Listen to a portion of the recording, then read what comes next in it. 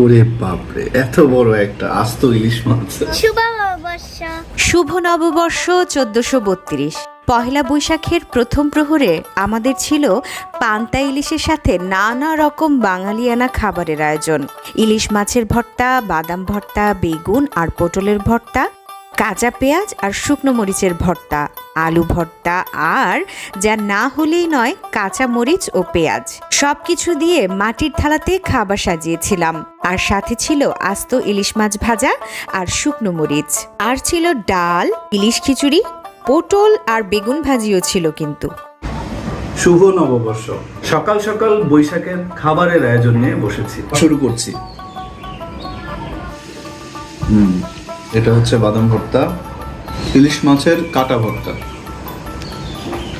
First class. এই জিনিসটা দেখতে পাচ্ছেন, এটা আমাদের বাসায় আমরা স্পেশালি খাই। সেটা হচ্ছে পেঁয়াজ কুচি আর হচ্ছে শুকনো মরিচ দিয়ে একটা ভর্তার মতো করা। এটা কিন্তু খুবই ঝাল।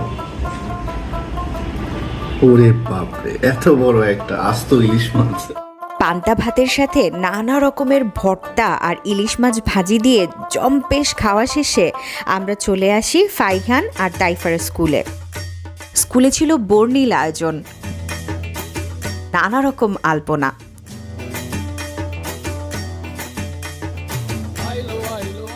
স্কুলের ছাত্রছাত্রীদের স্টেজ পারফরমেন্স ছিল। আমাদের ফাইহান আর টাইফা তাদের স্কুলে গ্রুপ পারফরমেন্সে অংশগ্রহণ করে।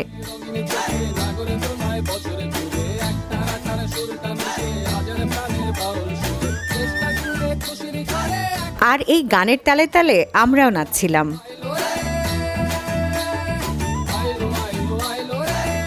স্কুলের মাঠ প্রাঙ্গণে কয়েকটি স্টল বসেছিল, যার মধ্যে একটিতে ছিল চটপটি ফুচকার আয়োজন।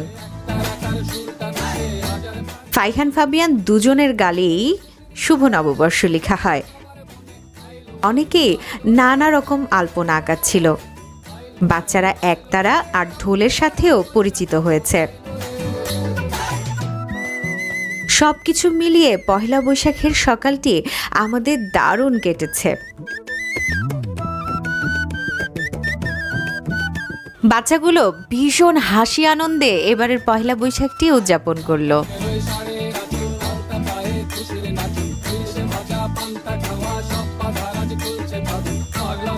এবারের বৈশাখে কে কি করলেন কমেন্ট সেকশনে জানাতে কিন্তু ভুলবেন না। আমাদের পহেলা বৈশাখের বাকি অংশটুকু দেখতে চোখ রাখুন আমাদের পেজে। সেই পর্যন্ত সবাই ভালো থাকবেন। আল্লাহ হাফেজ।